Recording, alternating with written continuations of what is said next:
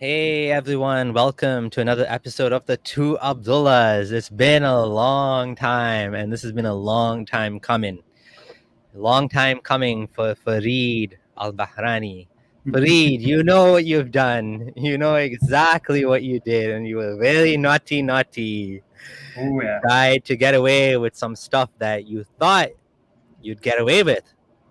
Dishonesty, lying, cherry picking. Now we're gonna show the world what quality of response you did. This is gonna be a fun show. It's been long overdue. Abdullah Gondal's been working on this presentation, this response, for a while now, but all of a sudden, Farid's entire set of videos went offline. It just disappeared because he got a strike. He got scared and he's like, ran into his cave and hid everything because he didn't want to get a second strike, I guess. Unlike the rest of us, we stand behind the content. I don't take down my content, but the content's still there. It's still up and strong because we're not harassing people. We're showing you actual responses. We don't make ad hominems, although sometimes we do. It's kind of fun, but like for the most part, we're focusing on the content, right? And you guys know, you guys are fans of this channel, that this is our style. We go after like arguments, not people. People sometimes, annoy us, and it's fun to poke at them. There's a little bit of drama needed. It wakes people up, stuff like that. But yeah, that's it is what it is. Abdullah Gondal, how's it going? Hello, everybody. Hope you can all hear me. It's good to be back. It's been a while, and we're back with a very special series. So this is not going to be just one stream. It's going to be a long series. We're going to be focusing on Farid's response to the Epileptic Prophet series. So just to give you a quick summary, the Epileptic Prophet series aired from like October to November 2021. There were like 7 episodes, lasted about 20 hours in length, and we had like hundreds of references, hundreds of hadith, academic papers, videos by experts, neurologists.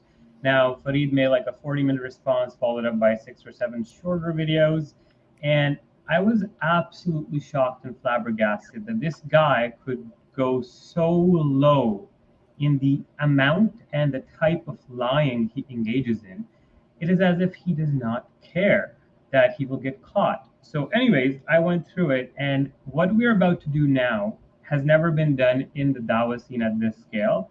We're going to surgically deconstruct his refutations and show you how he manipulates the evidence to a degree which is so shameful that by the end of this series, Muslims will demand apologies from him for misleading them on an intellectual goose chase. This series is going to be like some, if you ever seen magicians get their magic tricks revealed, well, Farid's intellectual magic tricks are about to be laid out bare. He's an intellectual scam artist. He's completely an intellectual scam artist. Uh, so already I have 71 slides. There's going to be more. It might go up upwards of 100. So what are we going to see today? So Farid will hide my argument, i.e. hide the slides that I make. He will, let's say if you have 5 slides pertaining to an argument, he will show only one of them and then claim that's the whole argument. He misrepresents his opponent severely.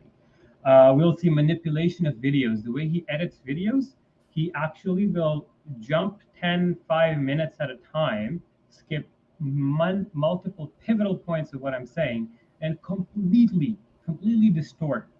In fact, there's a point where he edits a 12-minute segment or a 10-minute segment into a 1-minute segment and then portrays it as that's the whole argument that I spoke. It is absolutely malicious and malintent. And I mean, another idea is like what he does is if you come up with an argument that is, let's say, 10 points and you have 8 strong points and 2 weak points, what he will do, he will only pick on the 2 weak points and project to his audience as if those are the only points that are used for the argument. This is a very dishonest approach. And as we go through, you will clearly see this guy is absolutely confused. He's confusing primary versus secondary sources, and he conflates Islamic history versus actual history. So without keeping you guys waiting any further, I'm thinking let's get started. Yeah, and I'm gonna say Farid did the same thing with my Dol Khanin video. He did the exact same nonsense. He picks on the weakest points, and then he says he's victorious. He doesn't steelman you by any means. And what we want to do is we always want to steelman our opponents. We want to show the strongest arguments and then knock those down. Not pick on some like side points and then say, "Hey, look, I won the argument," even though you actually didn't. And Arabic translated memes. Thank you so much. He's saying, "I question Gondal. Do you think that people care more about faith than facts? It's Yes. purely to defend his cognitive dissonance." Well, at this point, like by the time you get to the end, you'll be like, yo, this guy barely made a single legible point that was devoid of a lie. There are a few points that were valid. We will get through all of them by the time we get to the end of the show. It's not going to be chronological, it'll be more topic based. So if you think we're skipping parts of his videos, we're not. We will come back to them at the end. You'll also see that something that I would do in this slideshow is I will leave the timestamps underneath each video. So if you want to verify, you can do that. Whereas what Farid does, he will take literally snippets from part 2 and then part 3, combine them from my series and make it say something absolutely opposite.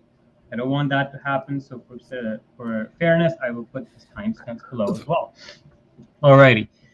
Now, let me know if you guys can see it and we'll begin. Perfect. So this first lie he does is he conflates secondary sources with secondary sources and primary sources. And the first thing we're going to tackle is his idea that secondary sources do not add much to the conversation. So we're going to watch his 2 clippings from his video where he's describing secondary and primary sources, especially how secondary sources are useless. And then we're actually going to see what actual academics and research guides state about the benefits of secondary sources. I can think of 3 main reasons as to why someone would use a secondary source instead of a primary source.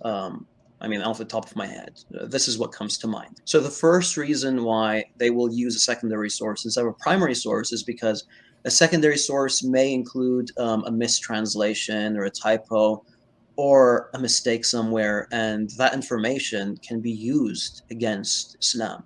So they're going to... All right. First question is, can you guys hear the videos fine?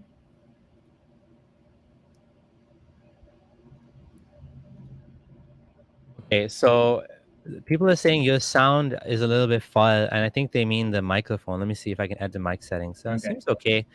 How about the video that was played back? Was the playback okay?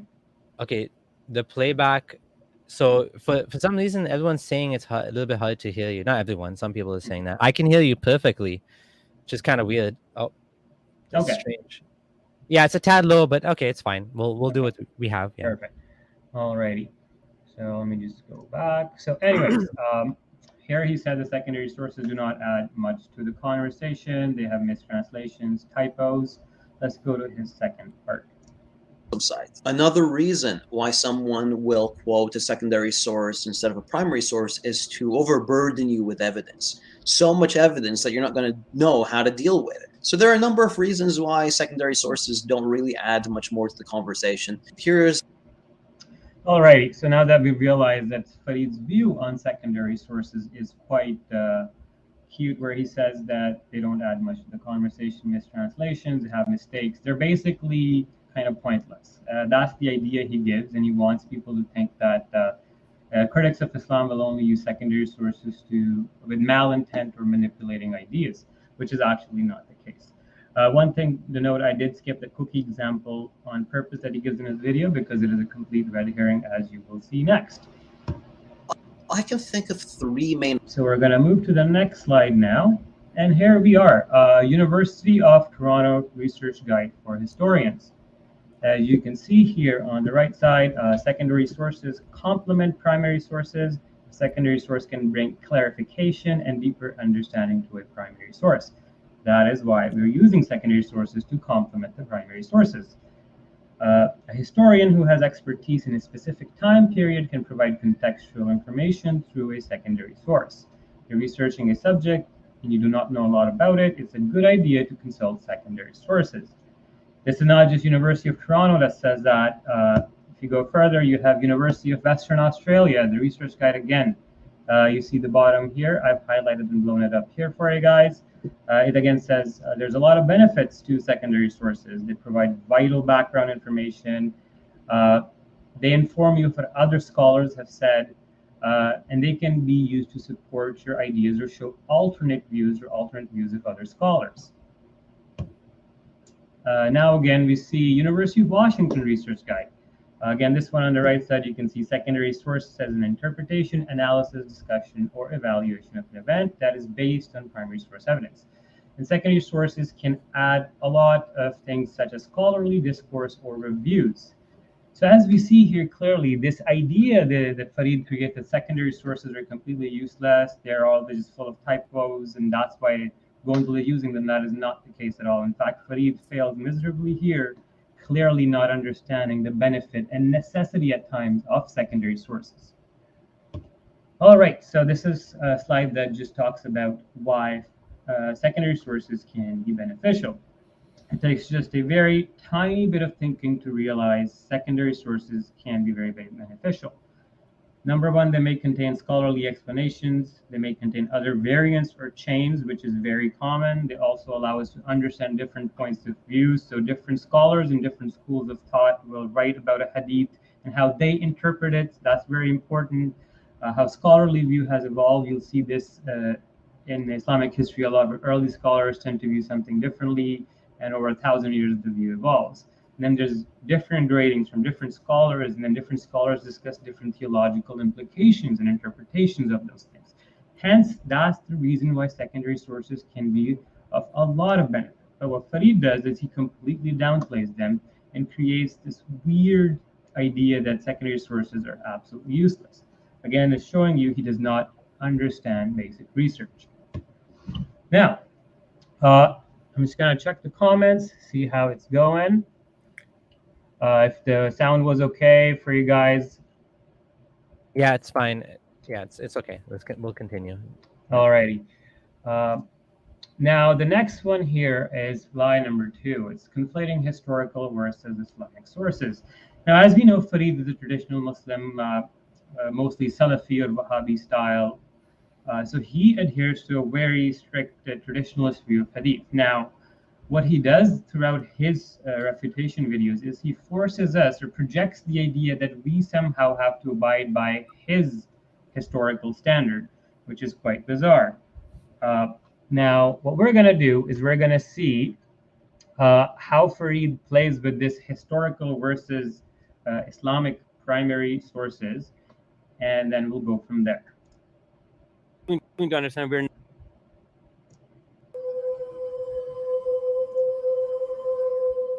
Now, in Islamic literature, the main thing that we deal with, the hujjah upon us, what's binding upon us, is the primary source. Primary source you're familiar with. It's the Quran, the Sunnah, the early classical collections of hadith, Bukhari and Muslim and whatnot. Now, if someone's going to make a claim against Islam, well, making a claim is the easiest thing to do in the world. All you got to do is just make a claim. But if you want to prove something, then you have to go out of your way and do the research. And the burden of proof is upon you to show this content from some sort of primary reference. Oh, did you know that Muhammad, peace be upon him, used to worship Jesus? Really? Do you have a primary source that states that? Oh, did you know that your prophet allowed cannibalism? Really? Well, do you have a source for that claim? And just by demanding a source, you often end the discussion because most people are too lazy to do the research. All right, so what is going on here? Farid is saying that Quran and Sunnah are primary sources, and then he explicitly says early sources like Bukhari and Muslim. You have to understand that when you actually do research, a primary source is compiled at the time of the event by primary witnesses or quite recently after the event takes place. Any hadith book that you find are at least 100 years removed. To call these things early primary sources is intentionally misleading people, as you will see in the next slide. What Farid does here is almost an equivocation fallacy, where he uses the meaning primary sources in the historical sense, but when he uses it for the Islamic sense, it confuses which one he's using or which meaning he implies here. This allows him to build his straw man. He then projects this idea that we have to abide by his standards or the Islamic primary source standards, but if we did, that would be absolutely unacademic and intellectually dishonest.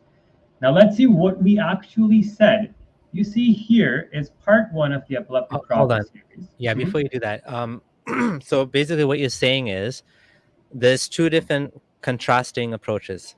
One approach is the academic approach, where you have a certain definition for what's a primary source and what's a secondary source, and this is accepted by academics. Then you have another perspective, which is now what we can call the Sunni or the traditional Sunni narrative, which is not a historical method. It's a different, so it uses basically Bukhari and Muslim, and it's a narrative based on what the scholars have built up Muhammad to be. In the presentations that you did, we did, it was always we were using their own books, which means we're not showing necessarily what's historical, but what you yourself should accept if you're a Sunni Muslim, correct?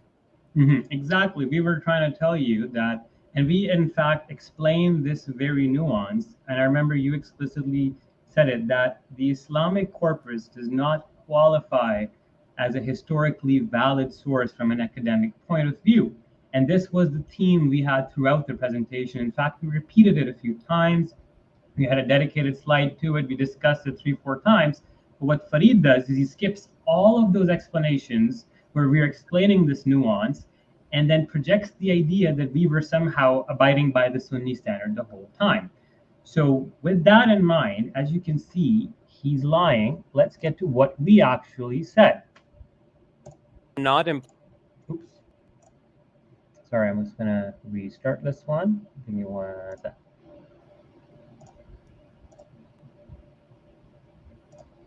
to understand, we're not employing just a Sunni view of hadith. In fact, we are trying to employ an overall general view of the Islamic corpus, which includes the Shia, the Sunni, the secular view, and a bunch of other things.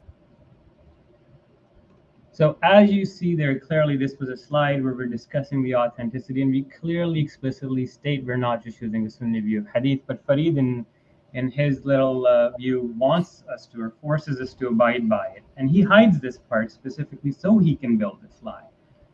Now let's go to the next slide. To understand. So what am I talking about that hadith are not primary sources by historical standards? As you see here, this is a journal article, The Nature of Early Islamic Sources, the debate over their historical significance. And in the abstract here, you can clearly see that all the Arabic Islamic texts that have been foundational to the early history of Islam, crucially, these sources cannot be defined as primary sources. They largely started to be written 150 years after the incidents they narrate. Further, there's a lack of archaeological evidence or independent archival records to corroborate these narratives. This is something that is very basic and should have been understood by Farid, but what he did was he completely misrepresented our point of view. And then he says something absurd where he's saying Bukhari and Muslim are early sources. Guy, what are you on? This is a slide where you see all the earliest primary hadith books or primary hadith literature listed by the date, death of our author, and how many years after he died for Muhammad's death. So as you can see, one of the earliest books you can find that is verifiable, like from Imam Abu Hanifa, is 135 years after. This here, it says Sahih Bukhari and Sahih Muslim were written 238 or 240, so about 200 years after Muhammad at least. The idea that this guy calls that as an early primary source from historical standards is, quite frankly, absurd and laughable. And you'll see that he will later on call Tabrani. Remember this, he will call this book, Tabrani, works by Tabrani, as a primary source, which is 300 years after Muhammad. So you'll see that Farid is absolutely confused and he doesn't understand how to do research when you're talking about historical sources, but Islamic versus academic approach. Anyways, let's go on to the next one. Now, before we move on further, now that we've established that Farid has issues understanding how research is done, we're going to go next. Now, here's where the lies are just completely, absolutely mind-boggling, where he says that I didn't show you these things, but then he skips all the 30 slides after. And I actually did show you those things. I'm actually confused. I'm like, what are you doing, guy? What kind of low-level quality of lying is this? I don't want to keep you guys waiting. Let's just look at it. Going to make use of it. So I found this website. The link is in the bottom. Zayd bin Sabit narrates in that green box. I wrote down the revelation in the presence of the Prophet. When the revelation came, the messenger of Allah would shiver and shake. Like I said, what we just saw with those patients, he would shiver and shake, and sweat would come down from his temples. So a question comes to mind. Why is he quoting an article on a website instead of quoting the primary source itself? Why isn't he showing a screenshot from one of those books that he's quoting from? Well, it's because the highlighted sections can't be found in the books that he is quoting. However, by relying on this website, which seems to have some sort of botched translation, he's able to use this evidence against Muslims. And he's like, yo, check it out, it's a Muslim site. Alrighty, so as you see, Farid explicitly claims that all the hadith I showed in that Muslim website, I never showed them in the presentation. I never showed their screenshots, and I was just using that as to overburden with evidence. This is just the biggest lie ever.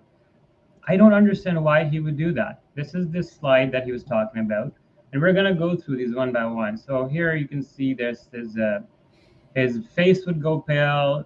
He found it very hard. He would shiver and shake. He had convulsions. He would faint. He felt like he was dying, and he would V's and his temples would go red.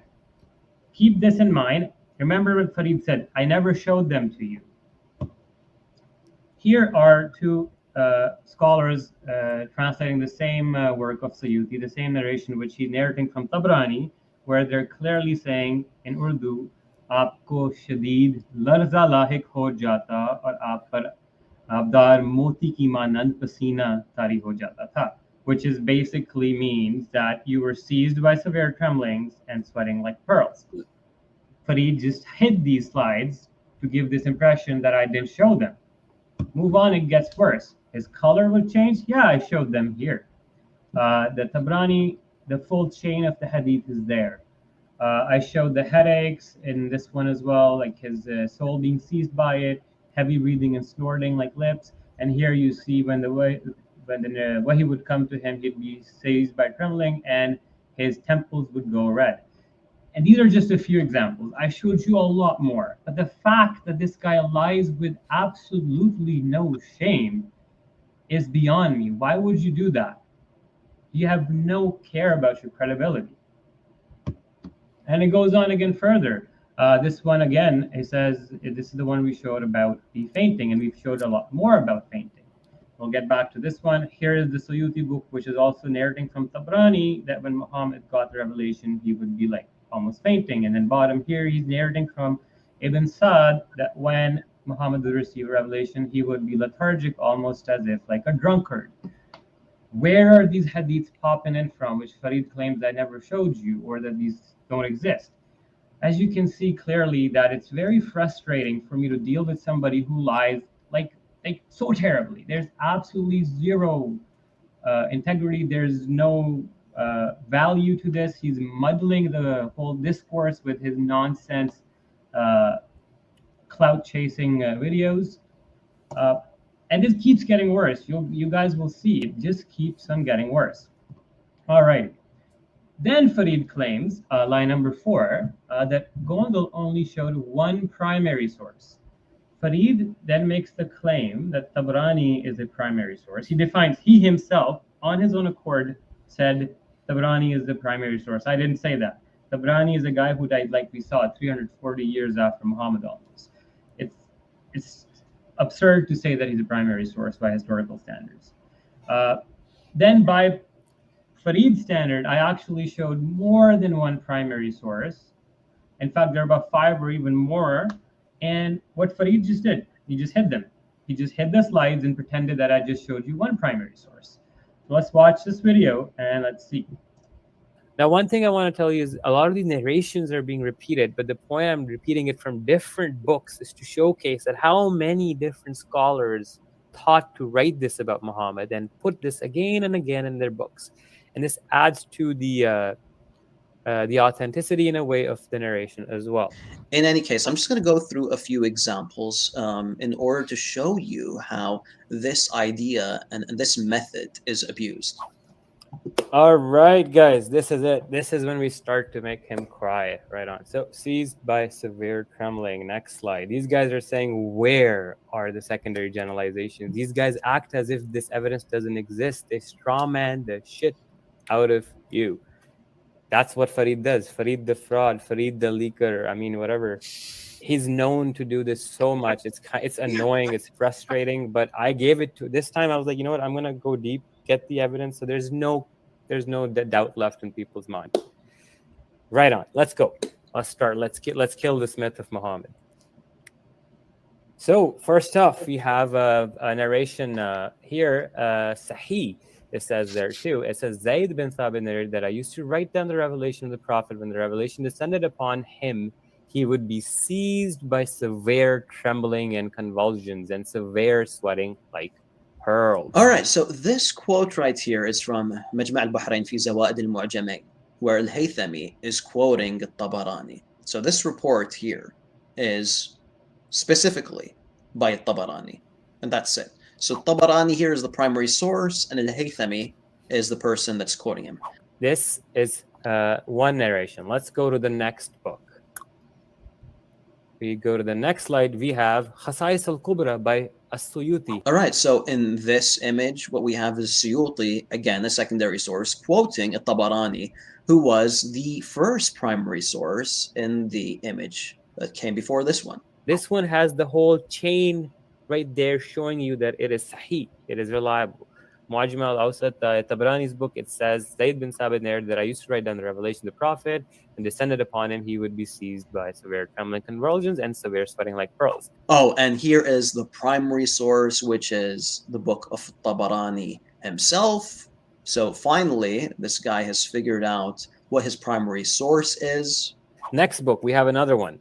Nubuwwat Muhammad fi al-Quran, feverish trembling. Zayd bin Thabit narrated that he used to write down the revelation, seized by severe trembling convulsions. And in the bracket, this author writes the word hama, which means fever. So he adds that feverish trembling to it. And here we have Hasan Ziya ad-Din Attar quoting Tabarani, which is the initial primary source once again.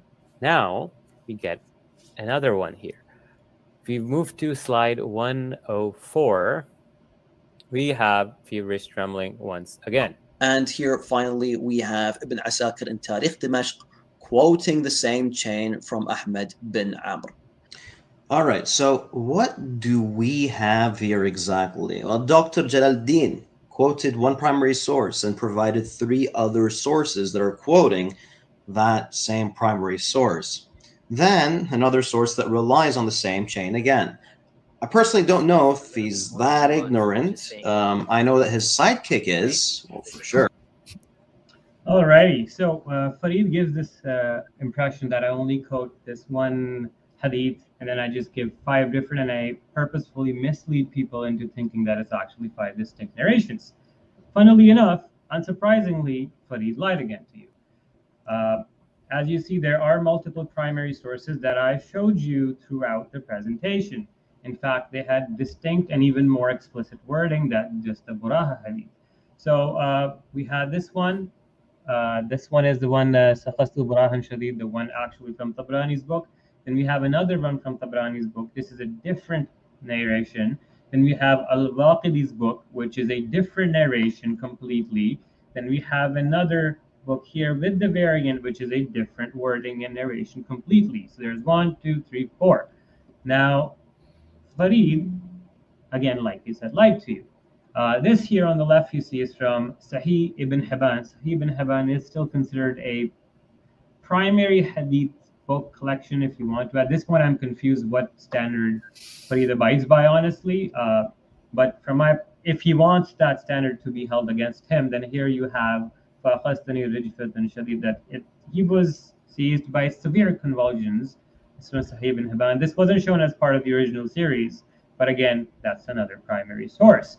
And I mean, at some point, you're like, okay, well, if a hadith appears in Bukhari and Muslim, if you're calling that a primary source, but that same hadith appeared in Musnad Ahmad, well, which one is the primary source then, if I quote any of the books containing that hadith? So again, this is because Farid is confused about how the standard is being divided by, and he doesn't understand it. So on the right side, we see here that he showed this slide in the beginning, but he doesn't realize that the narration that is written here is actually complete different wording than the Burahaa hadith. So I don't know why he's critiquing that and projecting it as if it's the same. Now that we've seen that we have in fact more than one primary source, Farid again lied to you. Let's go to the next slide. So remember the part where Farid said that Gondal purposefully misled people. He kept repeating the same narration and then gave the impression that these are distinct, different hadith. Guess what? From part 3, the same section where I'm apparently misleading people, I am in fact giving you 6 examples here where I'm telling you this is a repeated narration. This is another book, but the same narration. This is a very famous narration repeated in many tafsir. I actually tell you that this is narrated from there, here, but Farid obviously skips all of that just so he could lie once more. And let's play. That I used to write down the revelation of the Prophet. When the revelation descended upon him, he would be seized by severe trembling, convulsions, and sweating like pearls. And this has been graded as Sahih from Tabrani. As you see, I said clearly it is from Tabrani. Even though I'm using Suyuti's book, I said it. He claimed I didn't. Again, he shows you half the story, not the full story, so he can construct his lie. Next up, we go to the next slide. And we have again, this is another book, and it says the same narration. He was seized by trembling and severe sweating like pearls. So as you can see, I again pointed out it's another book, but same narration. Farid seems to suggest that I was telling people if it's a different book, it's a different narration. That is not what happened. Slide number 115. The Remanshur seized by trembling. This is a Surah Duha, I believe. Surah Tafsir. This is going to be a repeating one. This is actually a very famous narration, occurs over and over again in so many tafsirs. I was just flabbergasted when I found it. It says that Prophet came with his beard trembling, that whenever the revelation descended upon him, he was seized by trembling. These are explicit words. Akhastuhu means seized. Ra'da means thunder, trembling. Pretty explicit. This has a few variants as well, this hadith. So let's. So I couldn't help but laugh after you're saying all the different lines. We have Farid. So as you see once more, I'm explicitly stating it's repeated over and over again, but Farid does not want you to know that. Trembling, pretty self-explanatory. And then the next slide is the same guy as the tafsir, just he repeats the same narration again. Whenever the revelation descended. And then last 2 examples. Famous scholar, Shawkani, he's very famous. He's also quite recent as well. He narrates the same thing in the, Surah Muzammil. He heard the voice of the angel and looked upon him, and he was gripped by trembling. Then he ran to his wife saying, Zammiluni, Dathiruni, cover me, cover me. Next up, we have Tafsir al-Munir. And this one, again, repeats that narration twice. So again, as you see, I'm pointing out as we go along that some of them are repetitions in different books by different scholars. Just wanted to show you this nuance. And we're going to conclude this section with one more from Islam Web, just to show you guys that this again is from Majma Zawaid, and this is the Yakhasu Burahaa and Shadida, the trembling one, the trembling hadith.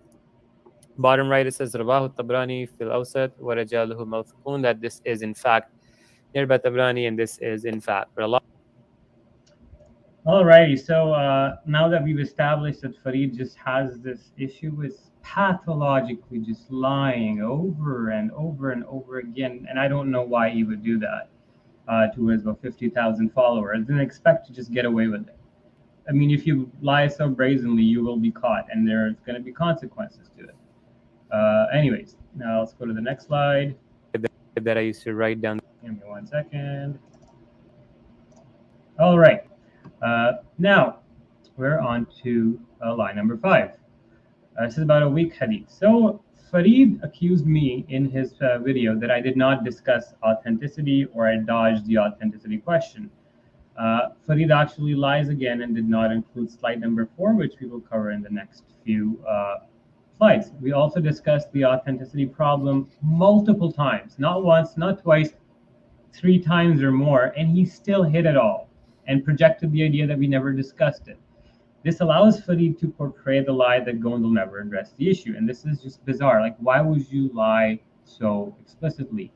And the funny thing is, when you watch his actual video, he's always like saying, please return to the original to check it out and verify what they're saying. And when you do, you find basically him a hollow puppet. Like, he has nothing of value. Anyways, let's watch his video again. Sometimes there are some clear signs that the hadith is not authentic. And what you can simply do is you can ask the person that's using the report against you if the hadith is authentic or not. And some of them, they've actually done the research and they actually know that it's a weak report, but they still want to use it against you anyhow. So what you need to do is you need to push them into a corner by simply asking them, are you sure that this report is reliable? And sometimes they'll say something like this. This is a very interesting narration. You can talk about its authenticity, whatnot, but keeping in line with the other ones. I could talk about authenticity, but I don't want to. Now, All right. So what was going on here? If you would remember in slide number 4 that Farid hit, we had the point in corroboration. So we were using this hadith that fit in line and was confirmed by multiple Sahih hadith. Islamic scholars use this idea as well, that if there's a weak hadith being confirmed by Sahih hadith by corroboration, it is okay to use. What Farid did, he hid this whole idea and explanation, and then he projected his lie that we are apparently avoiding talking about authenticity. So here are 3 instances. You're going to have to watch them just so you realize how he lies, how I explained it in part 1, part 3, part 5, and he apparently thinks we never discussed it. Yeah, this slide. So, number 1 is going to be that, first we need to understand we're not employing just a Sunni view of hadith. In fact, we are trying to employ an overall general view of the Islamic corpus, which includes the Shia, the Sunni, the secular view, and a bunch of other things. So first thing is Sahih and Mutawatir. If a narration is affirmed authentic by the scholars and is widely reported in multiple chains, it is most likely to be true, so we can employ the usage of that. Now, the second point is convergence of Shia and Sunni corpuses. Now, Shia and Sunni corpuses sometimes fundamentally collide in how they're set up, but if they, despite their differences, converge on some details, then those details are more likely to be true, that they corroborate each other. And third point being corroboration on its own. A lot of the times you will see some weak hadith that reaffirm what is found in some Sahih hadith. We know that weak hadith are not fake. In fact, they can literally, by virtue of affirmation, prove that they have figments of truth in them. In fact, they can completely be true at times and add details. So weak narrations, if corroborated by Sahih hadith, can be used as evidence, and also at times a multitude of weak narrations can corroborate each other depending on the frequency. Another thing is scholarly subjectivity, which is that many times scholars will grade a hadith different. Somebody might call it Hasan Sahih, somebody might say, oh, this is weak, somebody might, this is fake, the other person might say this is completely authentic. So what we do is we go a case-by-case basis and try to find the bigger scholars, or the bigger group of scholars, and what they say, and go by that. Now, the fifth point, which is very, very, very important, why I feel that the descriptions given in the hadith cannot be conjured up by the followers of Muhammad, was that firstly, these guys are not clinicians or anything. These are laymen in the 7th century who have barely any knowledge of clinical neurology. Yet these guys describe the events in Muhammad's condition so precisely, with such a detailed attention, that matches up with modern neurology today, that there is no possibility they could have forged this up. To the point, as you will see when we progress, the capgras and all these certain things, and how Muhammad's own seizures came about and their descriptions by his fellow companions could not have been faked by anybody unless they knew modern neurology. So that tells me that they actually saw a lot of what was going on with Muhammad. With that aside, I'm going to stop sharing my screen. Alrighty, guys. So that was where you clearly see that we, in fact, got into the discussion on authenticity in a lot of detail. We spent quite a long time. We explained our view on authenticity. And as you can clearly see, our view of the Islamic corpus is not the same as Farid. And this is a critical error that Farid makes, where he tries to pull us down to the Sunni standard. And when we go forward, you will also realize why this is a terrible idea, because the Islamic corpus at times fails from a historical standpoint quite terribly. And if you put all your eggs in the Islamic basket, then you are setting you up for failure. Now, I want to show you a quick mention of the authenticity thing and the subjectivity of scholars again. I'm going to show you a quick A little bit of like a write-up I had. We talked about this in detail, so I'm going to quickly go over this. There's going to be the corpus itself, i.e. the Islamic corpus, Sahih and Mutawatir. If they affirm it, then the convergence of two corpuses, and the corroboration where Sahih hadith are confirming weak hadith are too numerous, and they're confirming each other. Then there's scholarly subjectivity. Like, one scholar says this is Hassan, one is saying this is Daif, one is saying this is Sahih, one is saying this is Daif, right? And then you'll see that. So we'll take that into account. And then the last point that I was talking about was scientific affirmation. How can 7th century Arabs know detailed symptoms of epilepsy that we just discovered in 1970? It's impossible. The only way that makes sense is they actually saw the thing come up in front of them and they described it, and that's how we know about it. But that was just a quick refresher on. That was from part 3, and a quick little one from part 5 as well, just so you know that we explained it 3 different times, and despite that, he hit all those 3 times to give the impression that we shy away from discussing the authenticity problem. Yeah, so is it authentically reported that the Prophet of Maryam and Asiya narrated through a number of chains? Some scholars, such as Al-Hakim, consider it to be Sahih. Other scholars don't. Ibn Asakir narrates the hadith in his famous book, but others don't. Now, interesting thing here, and this is going to tie back into something we've been talking about throughout, and it ties up to the authenticity of the Islamic corpus. One thing to mention is that although a hadith may be classified as being weak due to the chain of narrators, weakness does not mean that it is false and untrue. So even if we were to take the position that the hadiths are weak, that weakening of the narration does not negate that the reality of what was mentioned possibly being true.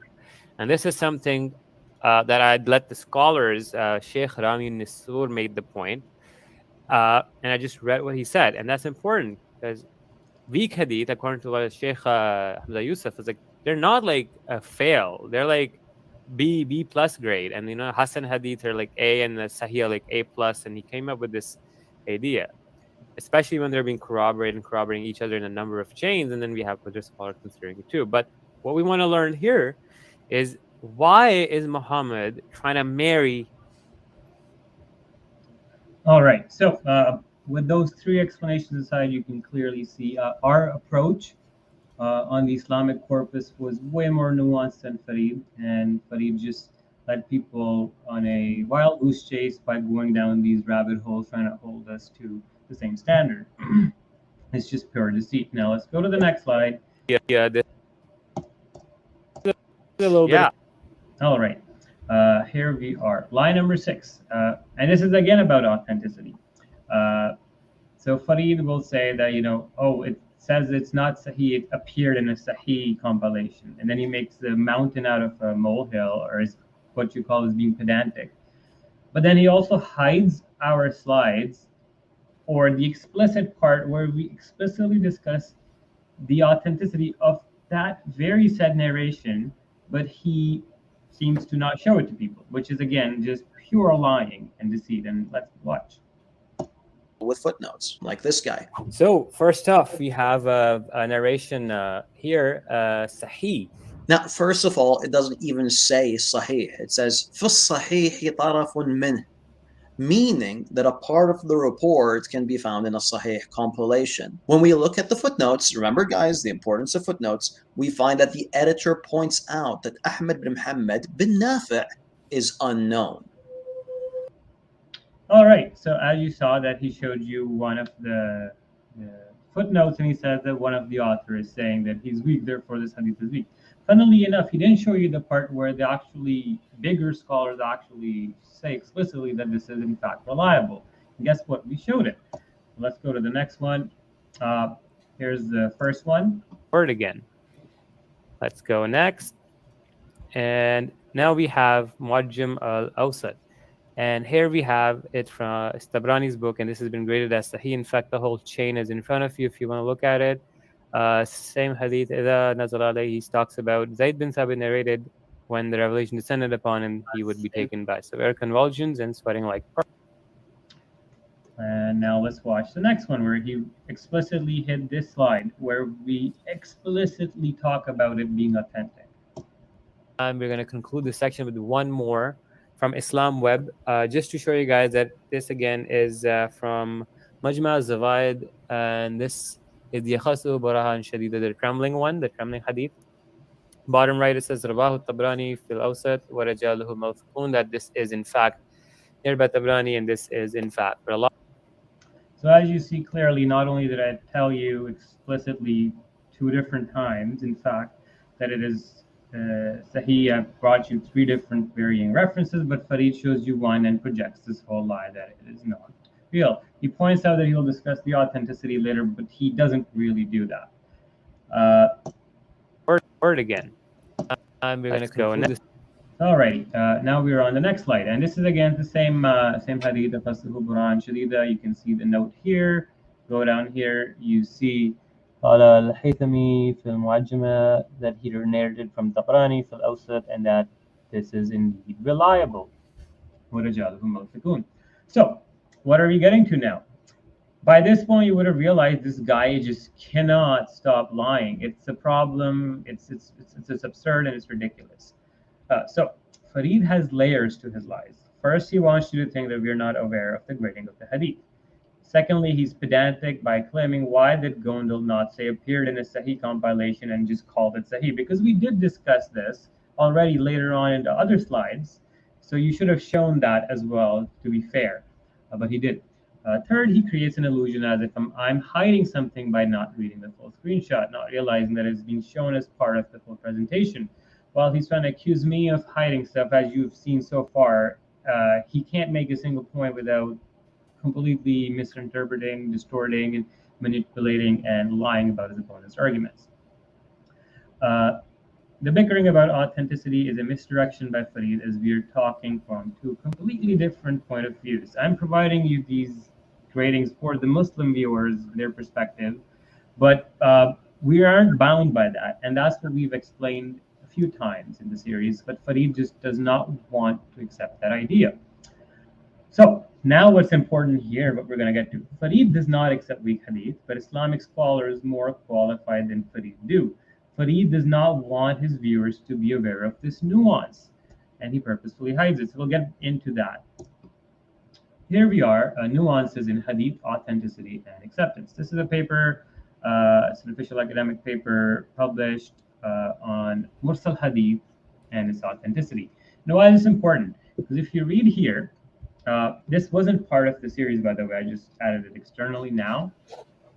According to traditionalists, a hadith can only be considered reliable when its sanad offers an unbroken series of credible and veracious authorities till the Prophet, which is Farid's view. He's a traditionalist. He wants an unbroken chain to the Prophet. But if the narrator between the successor and the Prophet is omitted from a given isnad, the hadith is mursal, or it's attributed to an unspecified companion. Problem is, the traditionalists like Farid will say this hadith is a broken chain, it can't reach the Prophet, therefore it's unacceptable. But when you actually look at the scholarly view, especially the early scholars of Islamic history, and these are not nobodies, I'm talking about Imam Malik, Imam Shafi, Abu Hanifa, Ahmad ibn Hanbal. As you can see on the right side, their views on these hadith were quite dramatically opposed to Farid at times. So the opinion held by Imam Malik and all Maliki jurists is that the mursal of a trustworthy person is valid as proof and justification for a practice, just like a musnad hadith. Okay? Here you see, this view has been developed to such an extreme that to some of the Maliki jurists, the mursal is even better than the musnad hadith. Do you understand why we were talking from a much, much broader perspective of the Islamic corpus than Farid? And then we have Imam Abu Hanifa holds the same opinion as Maliki jurists, that he would accept mursal hadith whether or not it's supported by another hadith. Then we have Imam Ahmad ibn Hanbal. He would accept mursal and other da'if hadith if nothing opposing them is found regarding a particular issue, preferring them to qiyas. Then they'll go on how he classifies hadith. Can I add something here? Yeah, of course. Yeah. So by the way, I'm going to say that even this is even more strict when we're talking about Islamic jurisprudence. But when we're just talking about Muhammad in general, they're not that strict. We're talking about, even when they talk about hell and heaven and, you know, the minders of faith and encouragement to do good deeds. Like I wrote a summary of Jonathan Brown's article on this. Islamic scholars, it's kind of funny. To me, it's funny. But like Islamic scholars are more strict on how you do wudu and wash your hands and all of those rules, but not as strict when it comes to, like, you know, those other things. So this is silly to bring this up. You know what I mean? Islamic scholars accept these things. Exactly. Right? But this is yeah. And one of the other issues is in this same paper, if whoever wants to read it, it's a very, very good paper. Well, you see the evolution of how the scholars view the hadith. So earlier scholars that are basically giants of Islamic jurisprudence from 3 of the 4 major schools would accept this hadith, but as later scholars came about, they developed a more stricter and stricter version or view of the hadith corpus. So what I'm trying to say here again is there's a lot more nuance than the Wahhabi version, which Farid wants to abide by. I'm not going to abide by the Wahhabi view of the hadith corpus. That is just absurd, especially when from the beginning and the get-go through the presentation, we were showing Sunni, Shia, and a bunch of other secular scholars writing about Muhammad's life and his epilepsy. So again, they don't want to admit, like you said, the Wahhabi way is to kind of make it sound like it was always this way, but that's not true. For like 1,000 years, the Sunni Muslim scholars were way more easygoing with hadith, and as time went on, they became more and more rigid. And this Wahhabi movement or the Salafi movement became this big thing that now they became like ultra strict for the longest time. And by the way, again, if you're going to be ultra strict and you're going to be, you know, then you're going to throw out a lot of the things we know about Muhammad. You can't even probably use a seerah then, but I'm pretty sure Farid accepts the seerah more or less. It's just now that he's trying to do this in order to get out of the bad parts, right? Exactly. I mean, we will get to this other in the later parts. He said that Kitab al-Maghazi is in fact unreliable. So we will actually analyze the claim, the historicity of the claim, or why was he labeled as unreliable. In fact, he was historically valid. It's just that the muhaddithin abided by the hadith standard, and Waqidi is like, no, I don't abide by that standard. I'm going to use different standards. So he was criticized by these traditionalists. But to a lot of scholars, he is still viewed as a reliable source of historical information. Yeah. But again, we'll get to that later. And just in terms of the wording we're using, I prefer not to call Salafis traditionalists, even though they consider themselves traditionalists. Yeah. But like just to differentiate the two groups. But yeah, anyways, that doesn't matter. All right. So with that aside, let's go to the other one. Now, this is an interesting one. Farid was talking about the experts we used in the series. Farid firstly isolates Dr. Dede and then claims that he's a nobody because it's an anonymous author. Watch what he does. It's so funny. Now, in the next slide, we're going to go analyze some quick, more cases by Dr. Dede Kurkut, where he says that this one guy, case number 1, was literally in heaven when he returned home to his wife. So what are these cases he's describing? He's talking about actual cases of people from epileptic. Okay. Yeah, so these are all taken from either his own patients or the journal or literature on neuroscience from. Hey, so who is this Dede that's speaking about his own patients? Well, it turns out that Dede is just a pen name, and we have no idea who this person actually is. Now, he claims to be someone with a degree in religion and someone that's a certified neurologist, but I mean, what's the proof of that? At the end of the day, it's just his claim and no one else's. And are we going to trust someone's claim that he's an authority when the only proof that he's an authority is his own claim? Well, that's not really how. Alrighty, so this is hilarious. This is absolutely hilarious. Farid says that all the cases that we mentioned from Dr. Dede's book were his own patients and that we can just discard it. In fact, the whole point was that he was referencing the original papers in the footnotes. Most of the cases that you do see in his book are not his own, but are from medical papers that he lists right there. This thing was explained by me, and this question was explicitly asked by a viewer, and I showed it. I pointed it out. Look at the footnotes. They're right there. But Farid, for some reason, just doesn't understand that you have to look at the footnotes. He's referencing it. Now, another thing is Farid gives the impression that we only have Dr. Dede Crooked, which is false. We, in fact, had Dr. Abbas, Dr. Matthew Woods. Dr. Abbas not only has his whole book that we didn't showcase, we showed him on video multiple times talking about Muhammad's epilepsy. In fact, most of what Dr. Dede says is found in other books written about Muhammad by other verified neurologists. So this, he also omitted Dr. Ali Rizvi that joined us in episode 2. It's getting to a point where his lies are becoming absurd. It's really ridiculous. So I'm going to go to the next slide and show you what I mean. This is the cases. This is the screenshot from Dr. Dede's book. As you see, each one in the footnotes has the paper listed. I don't know why he would make this big blunder and say that, oh, Dr. Dede is a nobody. Now, what's worse is he had malintent when he made this claim. But he knew exactly what he's doing because guess what? I explained it explicitly in the series. Listen to this. Of Muhammad, this experience that he had identical to patients that we have in the literature. Why should we believe those sources? These sources actually have the footnotes in the bottom, and in the end of the slides, I actually have the original papers attached as well, so you can just access the main studies if you don't believe me. As you see again, Farid just straight up lied. He didn't show this part, but I'm telling you, look at the footnotes. They're referenced right there. And funnily enough, this was the Psychotic Prophet, the original presentation I did about 2+ years ago, in which we discussed the same paper with similar cases in an older video, to which Farid already made a response to. But he seems to have forgotten that the cases Dr. Dede is coding can be found in previous content that I have shown from the paper itself. So let's check that out. All right, now here we come to a paper. Now this paper has a lot of case studies, like I don't even know, like 15, 16.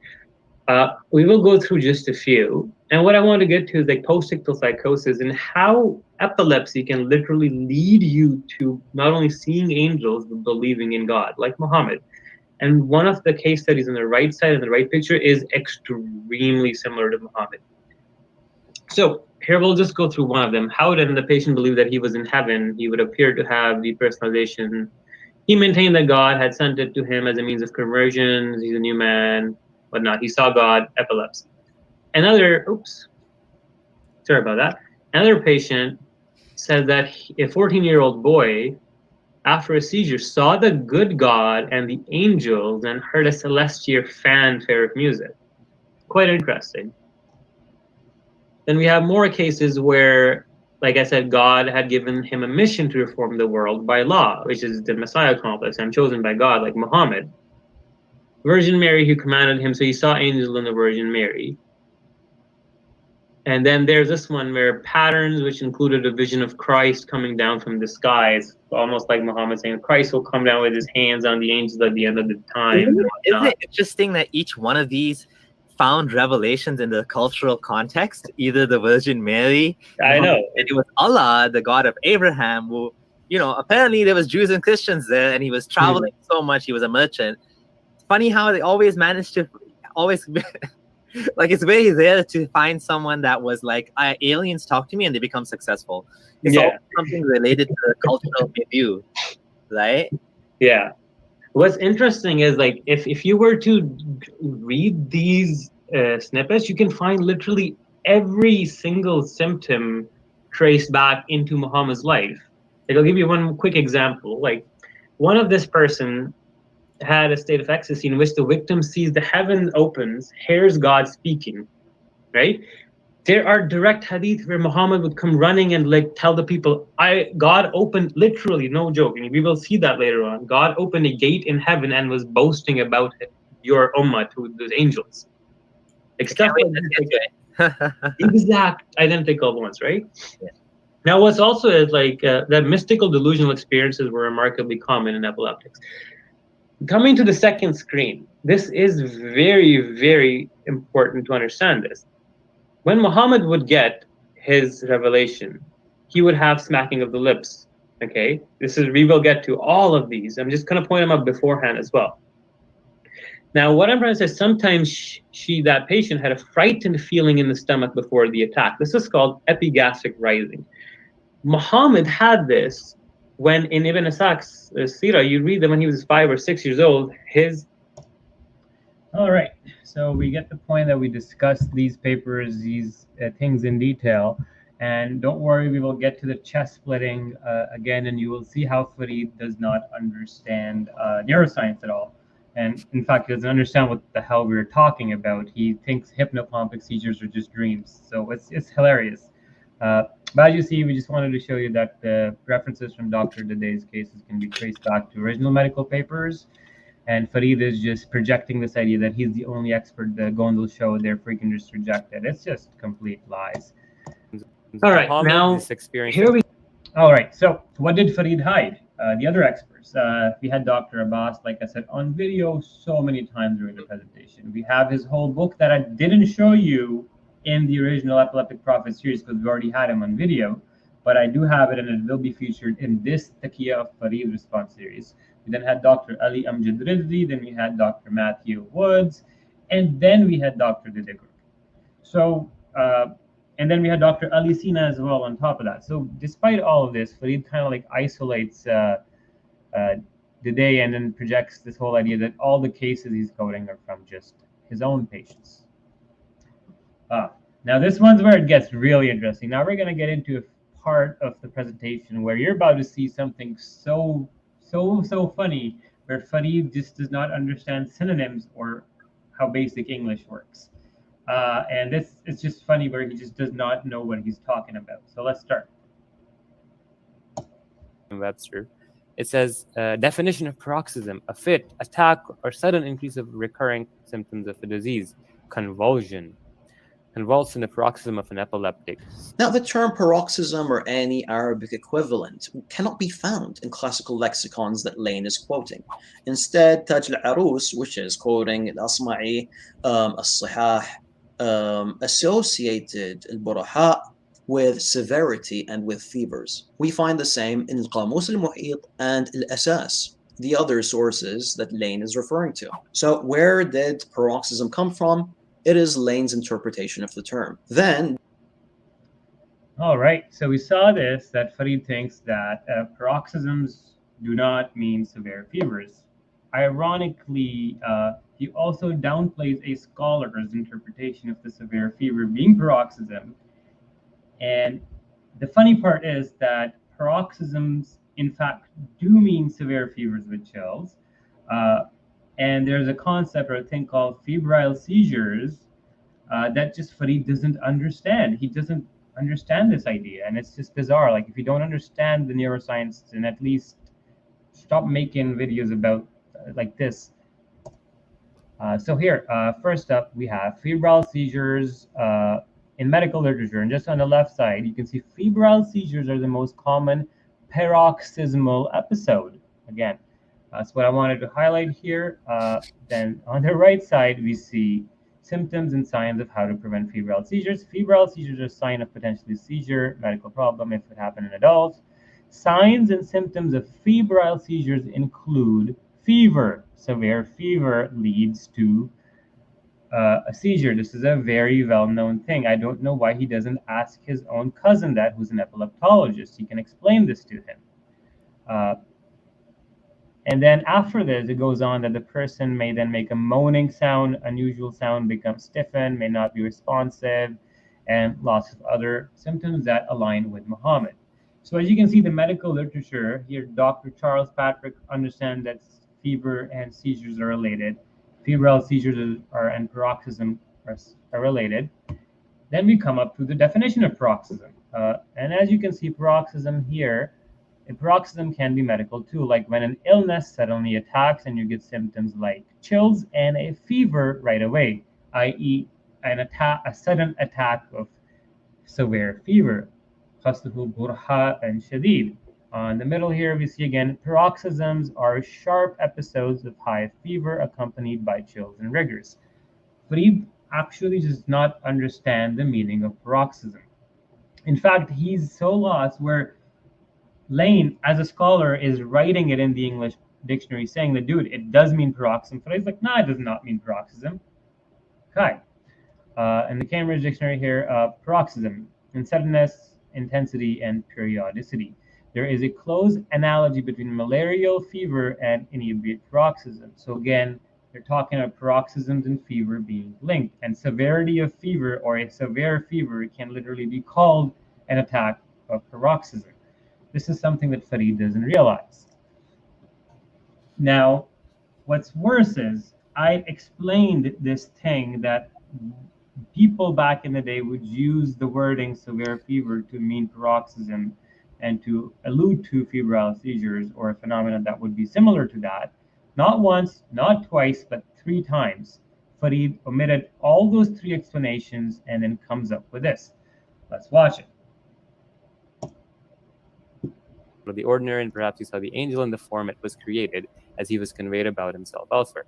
It was also severe upon him because he wanted to memorize it and understand it, despite being a continuously disturbing sound.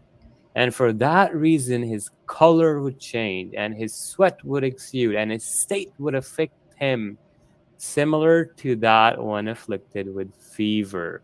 Fevers in the past, normally when mentioned with epilepsy, are associated with febrile seizures, as in when you have a very high fever, you are very likely to have seizures. And this would be a common theme that they will use the word feverish, trembling, and fever-like state to describe a convulsive state as well. And had it not been that God sent in him, he would not have been able to bear it. Why? So as you see, I explained it once that paroxysms, severe fever can be mean and words used historically to allude to this, but he just hides that part. Feverish trembling, Zayd bin Sabit said he would be seized by severe trembling and convulsions, but in the bracket, this guy adds the word hama, or hama, I think, and which means fever. So another thing to remember is that when these people are living in the 7th century, a lot of the times when they say high fever or a sudden attack of fever, what they're describing is a febrile seizure or a convulsive kind of shivering state. Because when you get a high fever, you have chills and you start shaking and shivering. And then you also sometimes break out into suds. So that's what these people are describing, as well as a synonym or a parallel description to go along with just the violent convulsions, is feverish state or severe fever gripping. All right, and we're going to move to the next slide. For the ordinary. So now we are here about the paroxysm thing still.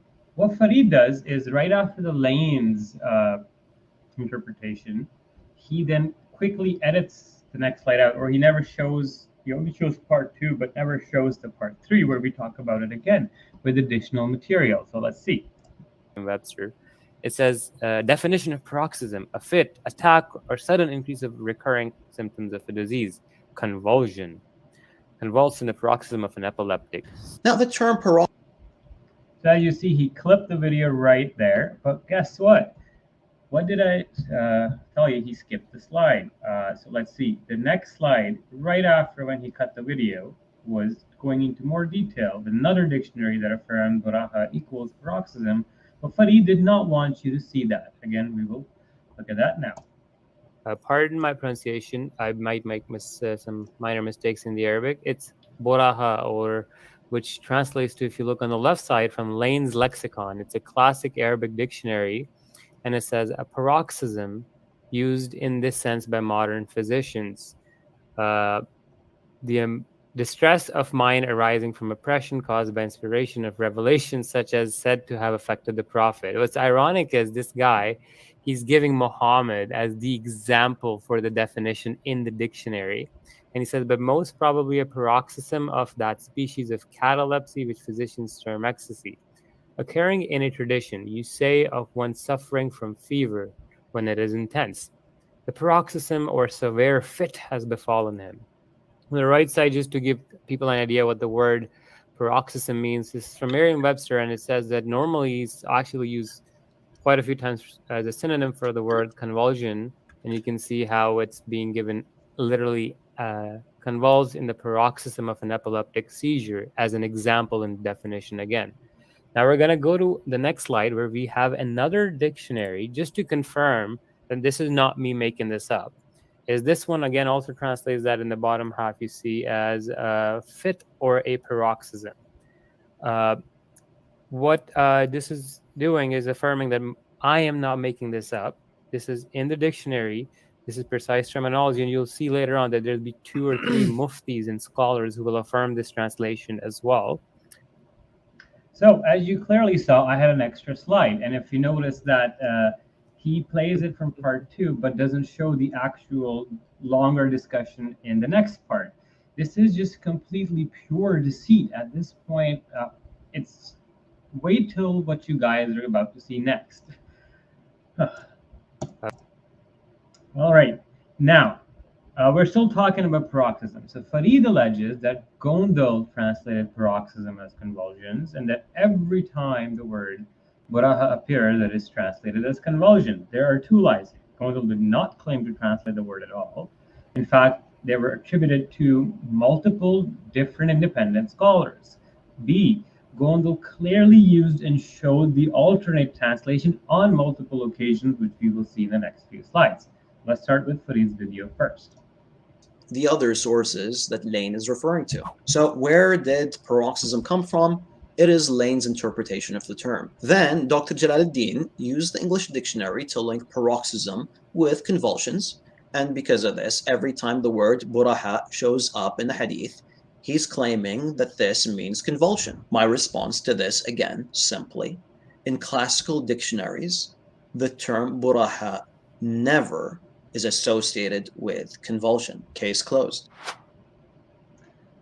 All right, now let's see what we were saying. So Farid is just completely attributing to me making this whole translation up, and whenever I see the word, I link it with the English dictionary. That's not the case. There's Lane who did that. You'll see in the next coming slides how many more scholars say that Muhammad did need had paroxysms. Let's see what he actually hid. I showed, in fact, 2 different scholars who were translating the Suyuti's narration from Tabrani, where they say that Muhammad, they translate the word Burahaa as convulsions, and there's 2 independent scholars, and I attribute the translation to them. And this is because they understand that severe attack of severe fever implies that. Why would scholars do that? Farid, on the other hand, attributes the translation to me. I never did the translation. This is the problem, where these lies are so frustrating that you cannot have. He's not even uttering a single sentence without having some form of deceit wound up into it. Let's watch.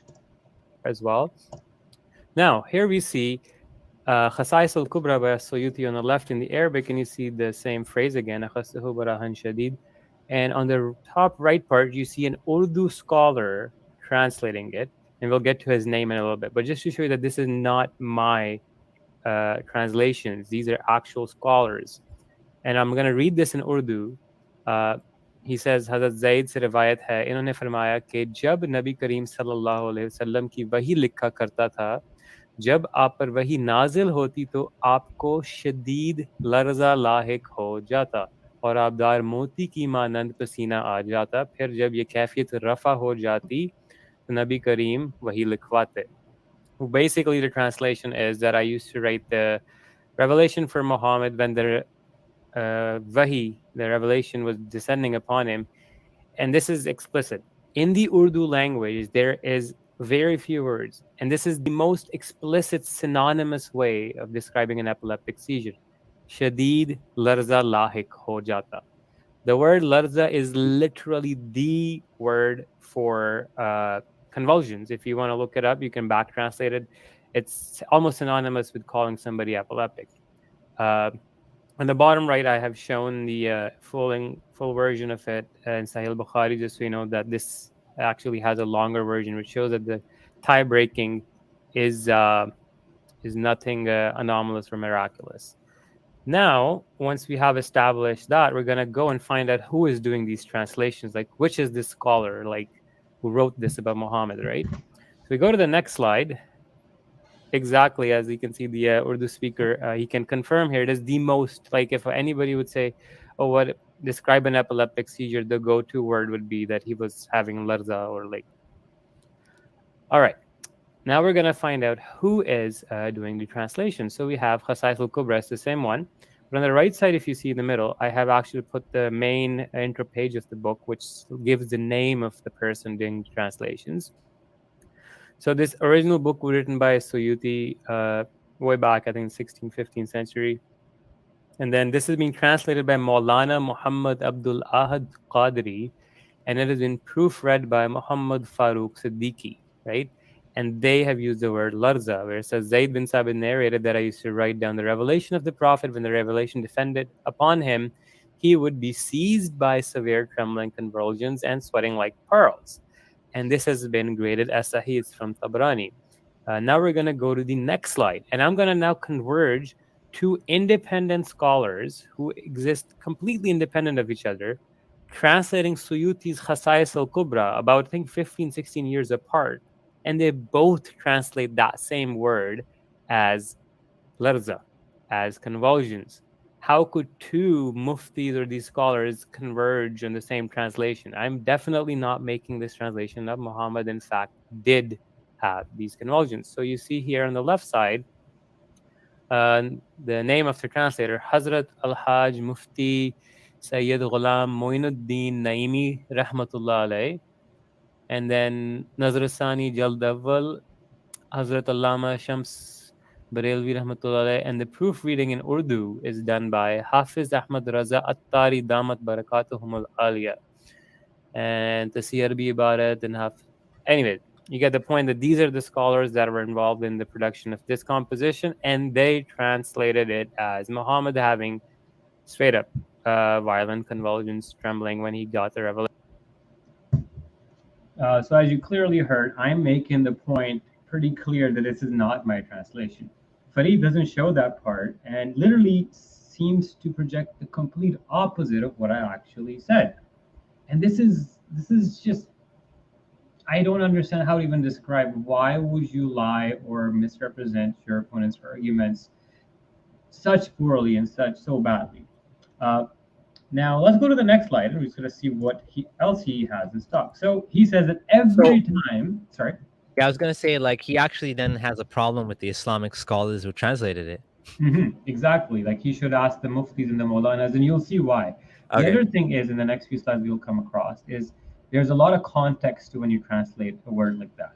Because if there's other hadith that are saying that his feverish state had the component of trembling, then when he's getting sudden attacks of fever, the scholar will know how to translate that word within that context. That is why secondary sources can be very important for you to understand different points of views from different scholars and get contextual ideas.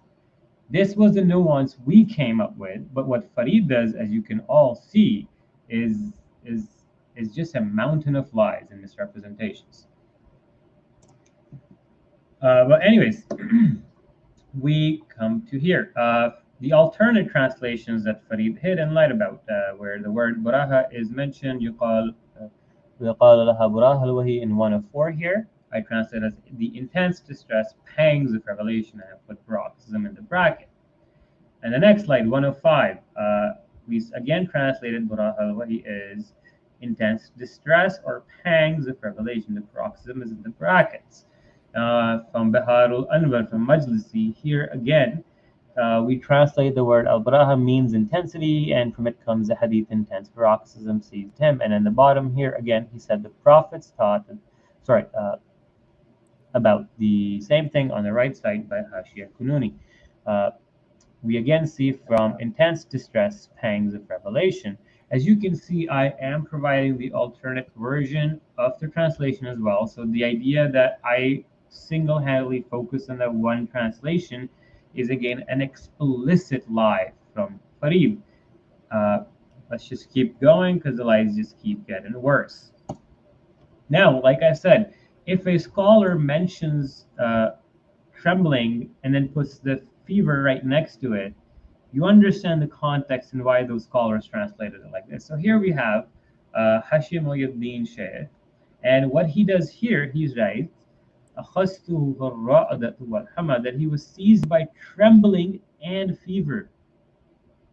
We have a report that says that, and that is why, again, secondary sources are important. But he doesn't understand this or does not want you to know this point. In fact, apart from those things, we have other secondary sources that mention Muhammad's feverish trembling explicitly. And you have Haikal here, and I showed this in the original presentation. This isn't a primary source by any standard, but he's still a very famous scholar. And you can see here, it says, at times the high fever gave him convulsions. So when Muhammad will be talked about, he had attack of Burahaa Shadida, a severe attack of severe fever, you can clearly see that with this context in mind, it makes sense to translate them sometimes as convulsions. On the right side here again, we see he entered the house of Khadija and asked her to wrap him up in blankets. She could see that her husband was shivering as if struck with high fever. Those people, like I said, would use high fever as a synonym for shivering is being alluded to here. This was shown in the presentation and Farid hit it again. And now to the end, I'm going to explain the third time where high fever equals to convulsions, but Farid hides it again. At this point, this guy has become a sore joke of the refuter. Like, get your act together. You can't stop lying. As Muhammad entered his house, he asked Khadija to wrap him in blankets. She could see that her husband was shivering as if struck with high fever. A lot of the times you'll see high fever is sometimes used synonymously with convulsions or trembling and shivering. When he calmed down, he cast toward his wife the glance of a man in need of rescue and said, "O Khadija, what has happened to me?" So Muhammad again is helpless, is confused, and is asking his wife for help. And that he feared that his mind had finally betrayed him. So Muhammad thinks that he is going insane. And lastly, you see that this is to mention that at times the high fever gave him convulsions. So this scholar is writing again that sometimes Muhammad would experience what we call febrile seizures. They are distinct from epilepsy, but this again back then would be understood as them just describing a epileptic fit, which they would describe as a fever attack of high fever. Anyway. All right, so we saw another video of Farid which he hid, where I explain why high fever would be implying convulsions, and this is again from Dr. Hussein Heikel's book, and why secondary sources may be important. And I see this meme, the Arabic translated meme, this comment, he says, "I grew up in the Middle East, and I remember specifically that our religion teacher talked about Muhammad's shake and shiver, going to a state of trance when he got the revelation. No one disputed." Again, people like Farid who try to find snippets and lie will dispute it, but he's absolutely right. In fact, Mufti Abu Lays admitted to it as well as a Mufti that there are indeed hadith that say explicitly Muhammad was shivering and shaking. This is not news. This is not new either. But let's carry on. As Muhammad entered. So another thing about paroxysms, is there anybody else who talked about the paroxysm of Muhammad, either another scholar? And we do see Theodore Noldek, he says in his book here, talking about Muhammad's revelation. It is related that when Muhammad received the revelation, he had a serious attack, foaming at the mouth, his head drooping, and his face turning pale or glowing red. He screamed like a young camel. Perspiration broke out, even though it was wintry. This attack, to which we could add still other indications, Al-Bukhari and Al-Waqidi called a paroxysm of a fever. And look at the word right there, Burahaa, paroxysm of a fever. It's another scholar. Again, I mean, Farid is the biggest scholar. He's the Sheikh al-Islam at this point. He can do whatever. But what I'm trying to show you, that this guy is lying to his teeth without any shame, and he's just leading his followers on a wild, like I said, a goose chase. But let's carry on. I want to take a little break and take some comments and any other things Samir has to add before we get into this lie number 12, where Farid not only is refuted by Yasir Qadi, he ends up refuting himself. It is absolutely hilarious. But yeah, let's see. Anything else you want to add, Samir, before we proceed? So Arabic translated meme says, I grew up in the Middle East, and I remember specifically that a religion teacher talked about Muhammad shaking and shivering and going to a state of trance when he got the revelation. No one disputed it. Mm-hmm. Yeah, exactly. That's Mufti Abdullahs mentioned that before too. Any other comments? We also have a super chat from A. Jensen. Thank you so much. No, thank you. And no, most of the comments, you know, why. So you can talk about this a bit. Why we spend so much time defending your original vid?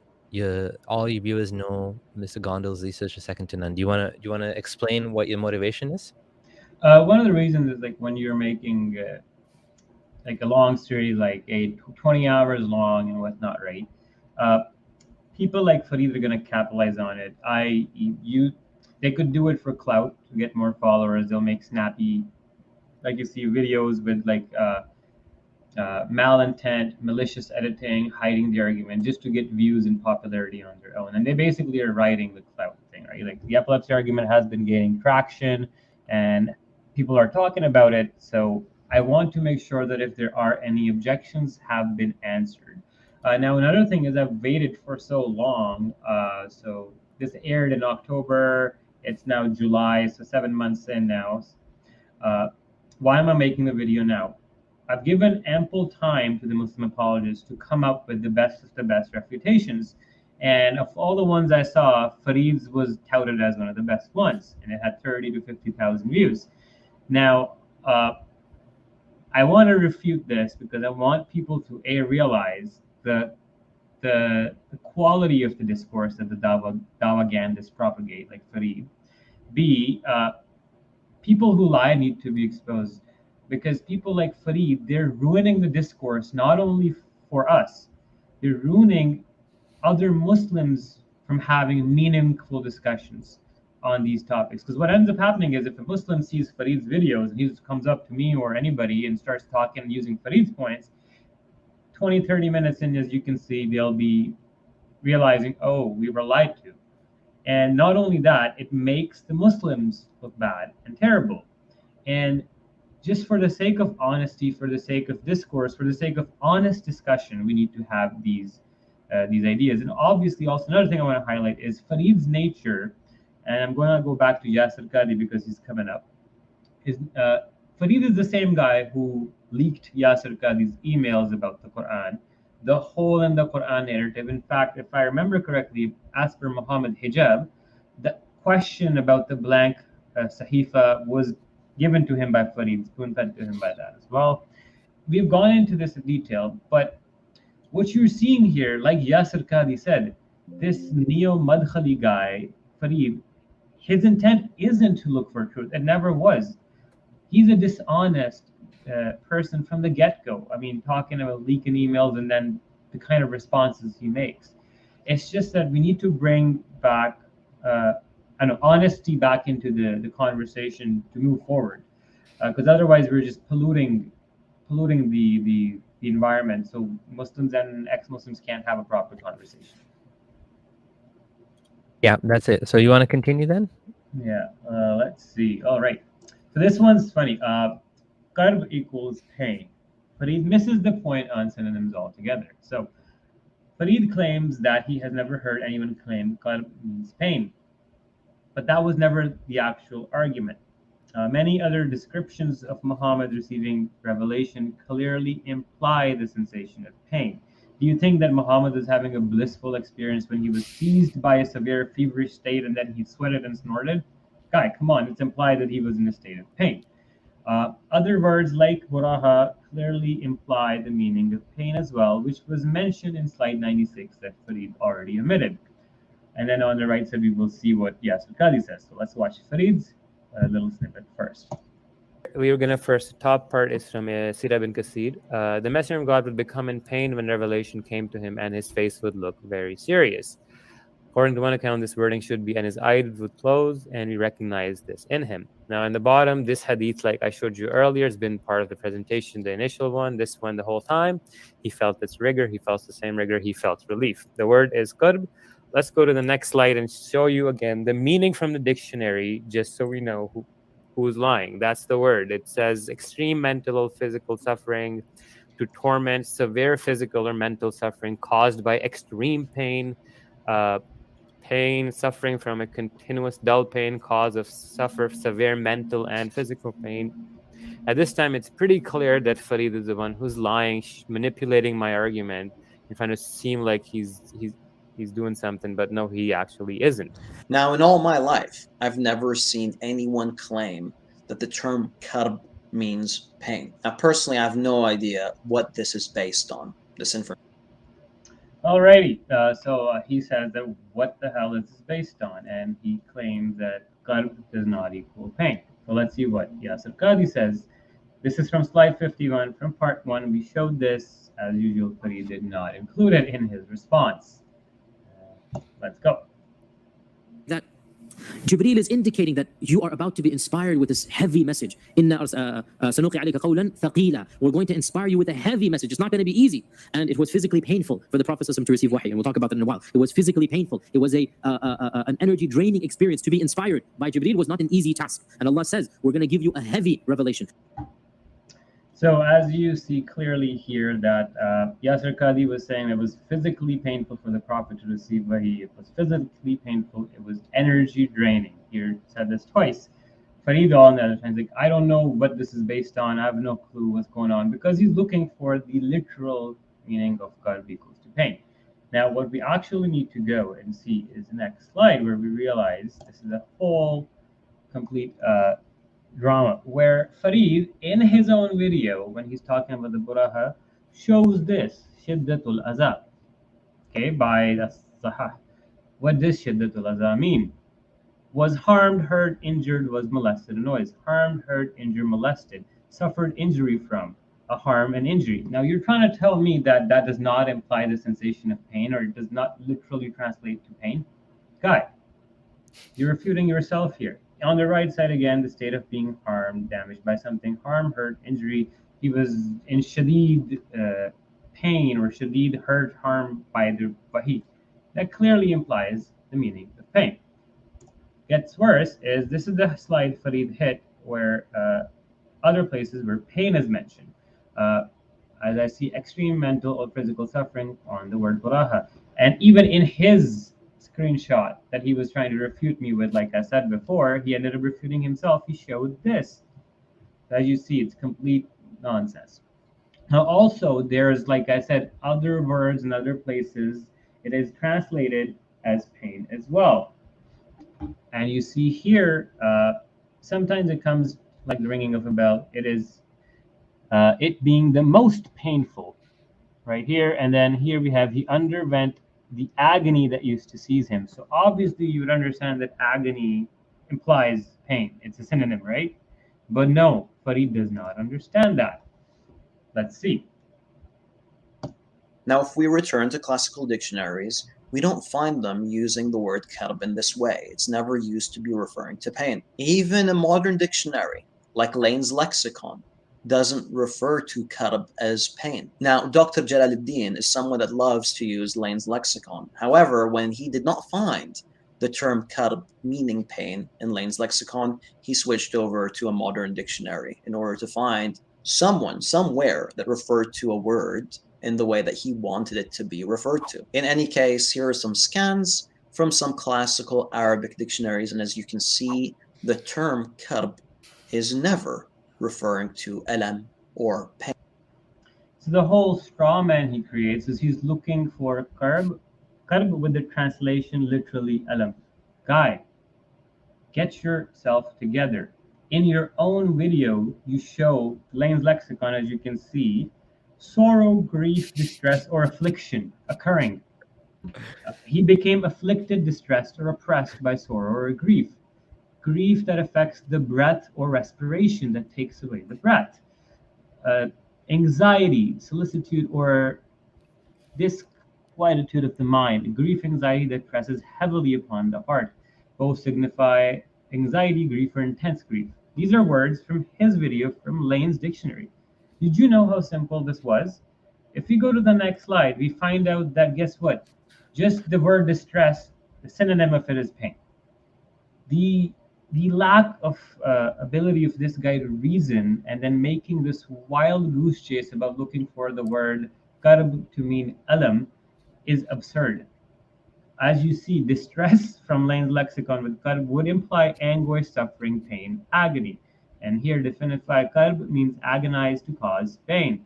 Again, on this one, EnglishArabic.org.com, synonyms: agony, pain, torment, torture, suffering, distress. Verb: suffer great pains or distress.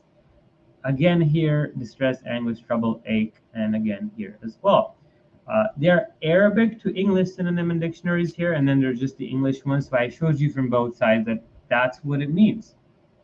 The fact that he's so pedantic and he's a literalist, like Wahhabis tend to be, that he's saying that the karb has to have the word alam, but that anguish or affliction does not imply the meaning of pain. It's completely absurd. So he then says, why did I use a modern dictionary? Because people like Farid do not understand synonyms. Hence, I brought an explicit source to avoid this. Besides, it's a straw man to hunt for the literal meaning of karb to be physical pain, as many other terms already imply the feeling of pain. This was affirmed by Yasir Qadi. Farid loves misdirections by making mountains out of molehills to sue his web of lies, completely distorting the opponent's argument. And as you can see, what just happened. Now, what ends up happening next is he completely rejects Almaany dictionary. And little does he know that academics use Almaany dictionary and view it as somewhat reliable. So let's just find out. Yeah, and hold on. You know what? The irony, you kind of pointed out before, but look at the topic of his video: Refutation 101 crash course. It's more like how to not refute 101. Exactly. How to not ever make a refutation crash course. Stop lying. Without lies, Islam dies. Yeah. You know? We're going to finish this pain and this gut point, and then we'll call it a day because we have so many more. This is going to go up to 100 slides. We're only on 45. But let's watch what he says. Means pain. Now, personally, I have no idea what this is based on, this information that they've dug up from this website. More importantly, why would I care about a website that's not referencing its material? I don't know who worked on the website. I don't know who put this data in this website. It's just a website. Is a lexicographer working on this website? Is it a linguist? I don't know who's putting this information in there. Now, if we return to class. Now, this is where you see this guy is not only ignorant, he's so arrogant that he doesn't want to do the research to find out what Almaany dictionary is and what scholars have said about it. He just says, I don't like it, therefore I dismiss it. I don't know who it is, therefore it's probably fake. And he puts himself as some big scholar or authority, but he's not. Now let's find out what actually we see. Almaany dictionary is a favorite for university students and has been shown to do reliable translations. The point of me showing these papers, if you do want to get into it, you can sit down, read in detail, they'll compare, they'll give scores with the reversal context dictionary, Almaany dictionary compared with humans, and whatnot. But the point is that academics have studied it, and as you see here, Additionally, when the participants were asked about the electronic dictionary they regularly use, all mentioned using Almaany, which is a comprehensive multilingual dictionary that provides translation between Arabic and several other languages. Why is a paper, an academic paper, written on it in the International Journal of English Linguistics? And this, if you look at the author from the Saudi Arabia, King Saud University in Riyadh. So this is a very Muslim article, right? Look at this. Paper. The top source, according to the study's participants, was Almaany, which is a free electronic multilingual dictionary, and the second one was the Cambridge one. A point is, it is used extensively in academic institutions. It's been studied by academics, and they've studied it and they vouch for it. Now, on the next slide, here is a master's thesis submitted to York University in Canada, which employs the use of Almaany dictionary multiple times. If academics deem it worthy of use to be acceptable in a master's thesis, why would Farid be somebody who we should listen to when he's just dissing it out as a guy? It's an unreliable dictionary. If Farid, you don't know about Almaany dictionary, maybe you read about it, learn about it. If academics are using it, I'm pretty sure I can use it. The only issue here is you're not the one. Where, as you can see, it literally, let's at almaany.com. You can see it gives the link, the literal URL in the bibliography so many times. Anyways, let's go forward. Here we have another study on Almaany dictionary / thesaurus, a novel pipeline for Arabic synonym extraction, right? And we evaluated automatically extracted synonyms by comparing them with Almaany Arabic synonym thesaurus. They used Almaany as a gold standard. Okay, if it was a nobody and it was unreliable and a useless dictionary, it wouldn't end up being a gold standard to be evaluated against. And you can go into detail about the scores, what they give him, and what's better. Reverse was better than Almaany in certain contexts. Reverse was better in certain. Almaany is better, or whatnot. But the point that you can see clearly is Farid is absolutely clueless when he said that what Almaany dictionary is. In fact, here is another one. And this paper, they're showing you screenshots. The same kind of screenshots I put in my presentation.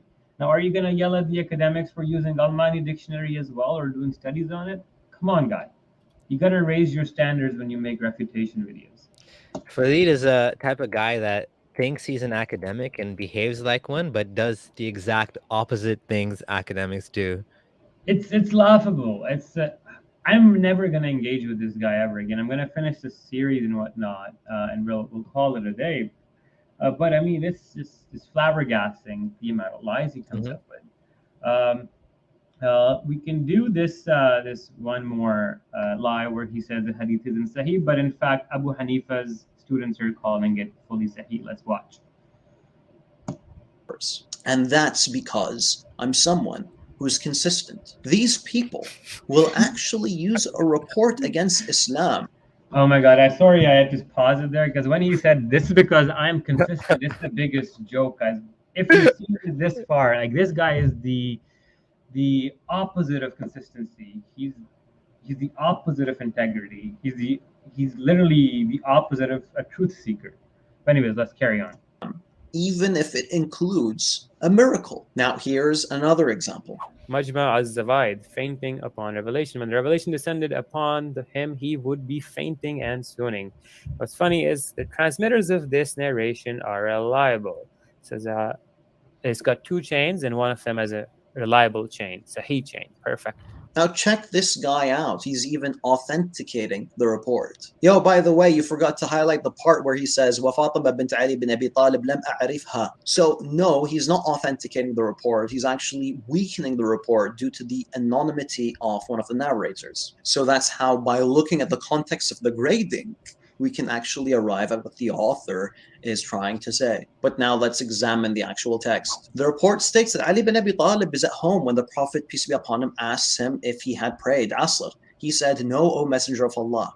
So he supplicated to Allah, and the sun came back. He said, "I saw the sun come out after it had set, so that I could pray Asr, the afternoon prayer." Now, this individual, Dr. Jalaluddin, actually wants you to accept this report because it has evidence for epilepsy. Yes, he actually wants you to accept the sun returned Okay, he's actually trying to sell you a supernatural hadith in order for you to accept his evidence for epilepsy. You see how So, like you see here, he says that we're trying to sell you a report that is that has a miracle in it.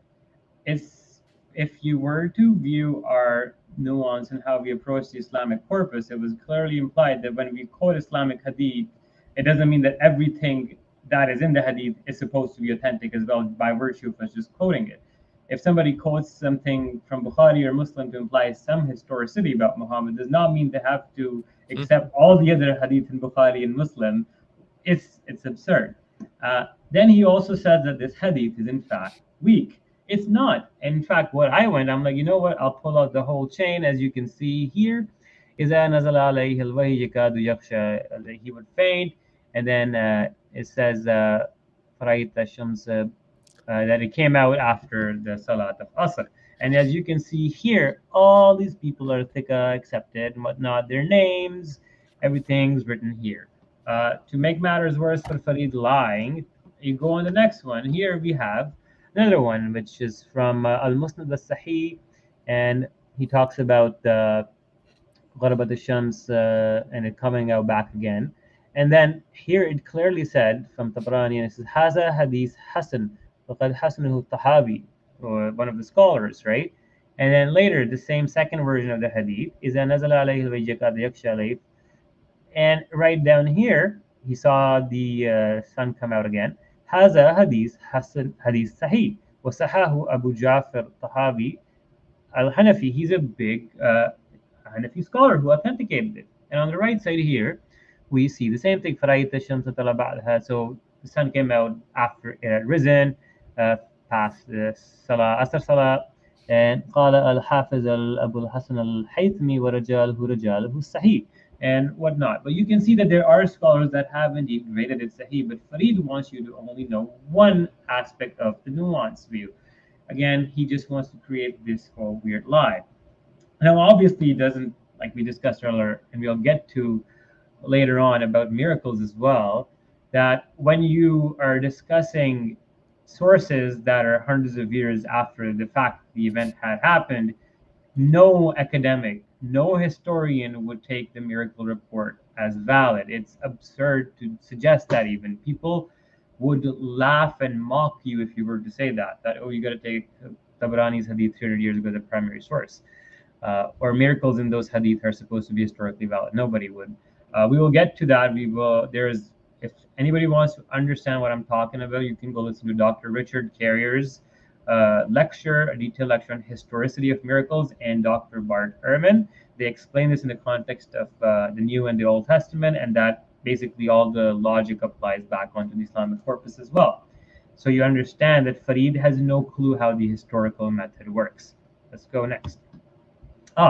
So Farid seems to act surprised about, the sun rising back, and it's a big deal. How is Gondal telling you this hadith? But Farid, why are you putting up this act of acting surprised? You already believe that the sun physically stopped moving in the sky for some guy doing jihad long time ago, and it's in Sahih Muslim. He said to the sun, thou art subservient, and thou stop it for me. It was stopped till Allah granted a victory. So you're trying to tell me that the rotation of the earth stopped so this guy could go finish up his war.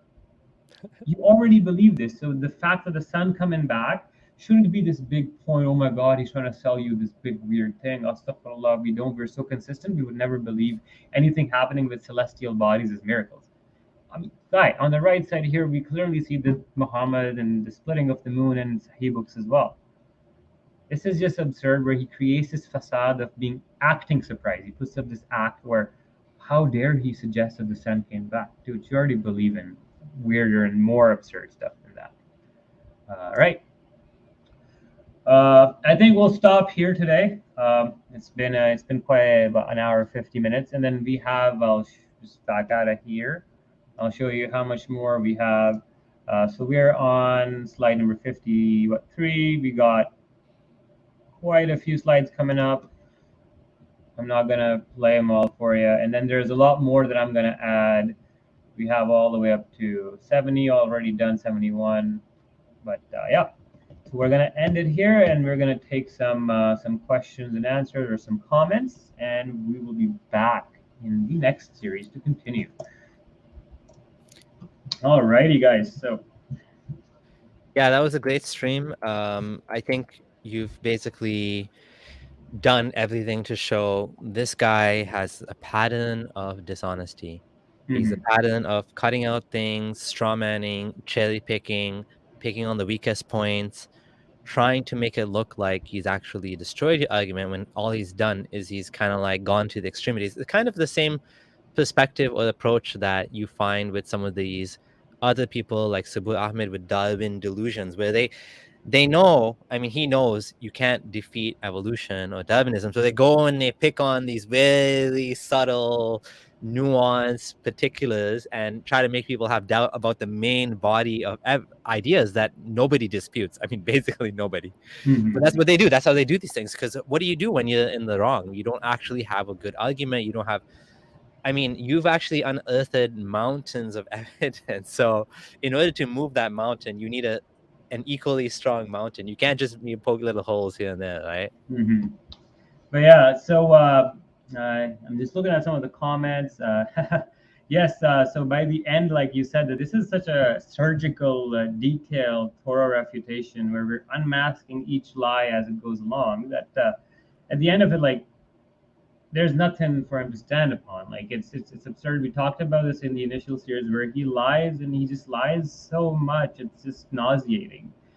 But yeah, I'm gonna add a lot more slides. We're gonna not only refute just the first video that he made, we're gonna refute the video about Muhammad's mother having epilepsy. Did the Sahaba have epilepsy? Did the camel and the dead weight effect? We'll all talk about the heaviness. And he had another video as well. I don't remember the top of my head, but I have copies of them somewhere, and I'll keep adding them in the slides. So this might end up being more than 100 slides. And this is just to show you that it's not just for Farid, this thing. This thing is for all the Muslims to watch so they can apply this to their favorite apologists and realize that not what everything Farid tells you is the truth.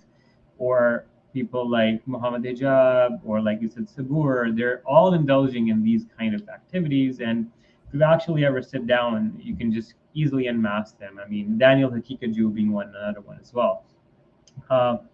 But yeah, I think he needs to up the quality. I mean, if this is the best he could do, if this is actually the best he could do, then Muslims should just be disappointed in him. that he touted himself as, making these arguments and stuff, but it's just a platter of lies, right? At the end, I want to also say that there are some mistakes that I also made in my 20-hour series. I'm also human, of course.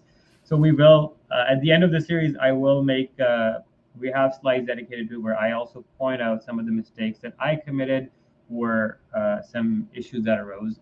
And there's nothing wrong owning up to them because none of them were pivotal to the main argument, where I'll get the name of a book wrong or misidentify one Shia scholar as being the wrong sect, whereas we still have 10 other narrations from the Shia point of view that still substantiate the same point. So we'll get to that, and let's see how and when we come back for part 2. Do you want to take any callers or anything like that? Any other questions? I'm open to it. I think we only have like 5 minutes left, so rather just end off on a nice ending. There's no comments that really on the topic. There's just a general conversation been going on. We had one angry supporter of Robert Spencer earlier on come in the chat and get mad about Haris Sultan started abusing Haris Sultan and Nuria, who we are both big supporters of. So, that was obviously, we're not going to stand for that. We're not going to take any of that nonsense on here. And then after that, it was just conversation about a few other things, side discussions. But on the topic in particular, there's nothing really in regard to that. So I think we're good. Arabic translated memes, thanks again for all your support, brother. If I go back to the point I made at the beginning, it's exhausting or pointless arguing with Farid when in the end he cares more about faith than facts. Yeah, I think that was the point of this stream, is to show that you know, as Messianic Apostate says, Farid is intellectually bankrupt. We're trying to show that this is not, you know, an honest actor. You know, this person is not being charitable at all, and what they're doing is dishonest, and it's not. They're not responding. They're just like making. It's not even to call it a response is a joke, right? Yeah. So, And I mean, yeah. you can see, like, if you wanted to, like, I put the timestamps there. I sit down, I watch this clip, and go. He like takes snippets. He doesn't indicate if it's part 3, part 1. And one thing, notice in his refutations, the one thing I do, watch my clothes. Each different part, I on purpose wore different clothes or shirts. So when somebody does try to stitch them together, you can't. You'll notice it. And if you go to Farid's videos, you will notice that he'll take a 10-second clip for part 2 of the series, stitch it with part 5 or part 3, and it's absolutely bonkers. We are gonna, in the next few slides in part 2, we'll cover where he takes a 10-minute segment and he edits it into 1 minute long. And he edits it in a way where it flows like I'm speaking just for 1 minute. And that is the absurdity of the lies and the level he's going to go down to. Like I said, it's just going to keep getting worse. One thing I would request Farid, if he has any fairness, is that because I allowed him to finish his whole 8-9 videos, and I didn't interrupt his refutations by suddenly making my own one while he's still doing it, because I wanted to give him a fair chance to make his full point, which might take 1, 2, 3, 4, 5 videos. Now, what I would expect and hope that he doesn't start making videos right away. He honors that and lets me finish my series, so you can see that I already might be addressing most of his points that he might be, again, making a video on. So it's not to waste anybody's time, and it's easier to follow the discourse as well. Yeah, I don't know if he's going to, unless he wants more views, and it seems like he's scared now. Like, I mean, he re-uploaded all the videos on a second channel. And to be honest, like you said, we're not going to keep engaging with someone that's not engaging in good faith, right? If you're not going to actually be honest, document, or at least timestamp properly, link to the specific parts. I mean, because there's a lot of content there, you need to at least do that. And the amount of time and effort that goes into making something like this, maybe what we can do is going forward, we'll do another series on a different topic. Like we did a great one, Circus of Islam was great. The Aisha scandal, not Aisha scandal, the Aisha, scandal plus her age issue. All of those things were amazing content. So maybe it's better if we just keep doing that rather than going back and forth with this guy, like you said, right? I'll just finish this series just so people know. And I'm not going to address all the videos he's made against us, just because it's just kind of pointless. I'll show you the Epileptic Prophet series, and that will be enough to understand that this whole guy's methodology is just built upon lies.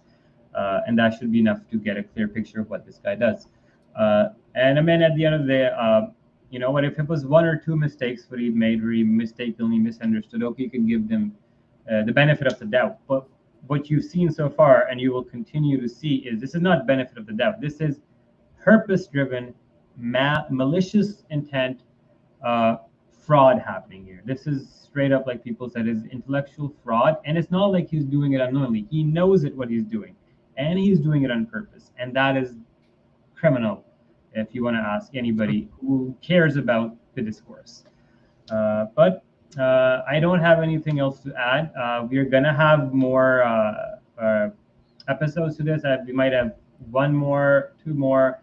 We'll see. I'll see how the response to this one is. And I mean, obviously, I don't want to have to watch his videos and sit down and make these slides. It's quite tedious, because, I mean, I can already imagine once you guys found out the lies that I just showed to you, for me to sit through and then dissect them and write about them, it's even more, let's just say, stressful or distressing or nauseating and frustrating is the word I would use. But anyways, that is it from my side, and I'll be back with part 2 of Taqiyya of Farid Responds. And if anybody wants to argue about Taqiyya is not a concept in Sunni Islam, we know that. We obviously know that. This is a sarcastic pun on the idea of Taqiyya, because as you can see, even though Taqiyya doesn't exist as a valid acknowledged concept in Sunni Islam, Muslim apologists like Farid constantly engage what would be called Taqiyya if it were to be there. But that's it from my side. Anything from Samir? And let's call Yep, it a that's night. it. And thanks everyone. It was a wonderful 2-hour stream. Hopefully we'll have a chance to do this again on the weekends, or otherwise we'll try to find time during the weekdays. Lots of people here, and I'm sure you guys loved it. Thank you for all the support and super chats, and apologize for having to set the chat to subscribers only. You guys understand why I did that. It's too much spam in the conversation. I'll probably just leave it on subscriber only chat now. If you want to subscribe and unsubscribe, you can do so. But there's just too many people that are trying to ruin the chat for others. So whoever's interested are actually subscribers. So we'll just leave it like that.